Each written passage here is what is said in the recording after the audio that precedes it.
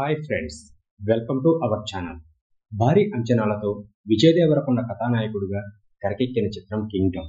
గౌతమ్ తిన్ననూనె దర్శకత్వంలో వస్తున్న ఈ హై వోల్టేజ్ యాక్షన్ డ్రామా ఈ నెల 31న ప్రపంచవ్యాప్తంగా విడుదల కానుంది.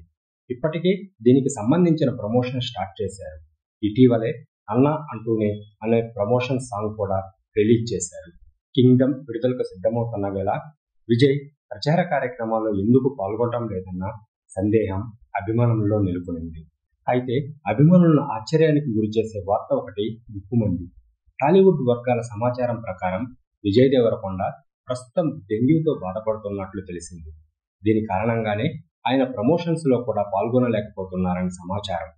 ప్రస్తుతం డెంగ్యూతో బాధపడుతున్న విజయ్ ఆసుపత్రిలో చికిత్స పొందుతున్నారు.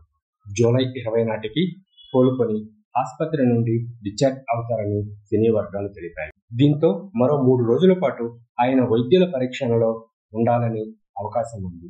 అయితే ఆరోగ్య పరిస్థితిపై విజయ్ కానీ ఆయన బృందం కానీ ఆసుపత్రి వర్గాలు కానీ అధికారిక ప్రకటన విడుదల చేయలేదు.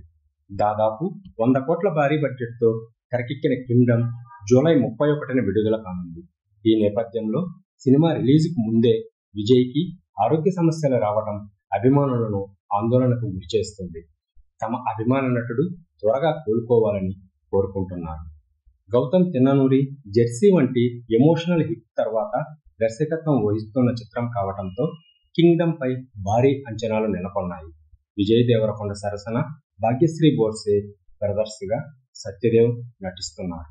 సితారా ఎంటర్టైన్మెంట్స్, ఫార్చ్యూన్ 4 సినిమాస్ బ్యానర్ పై సూర్యదేవర నాగవంశీ, సాయి సౌజన్య ఈ చిత్రాన్ని నిర్మిస్తున్నారు. అనిరుద్ సంగీతాన్ని సమకూరుస్తున్నారు.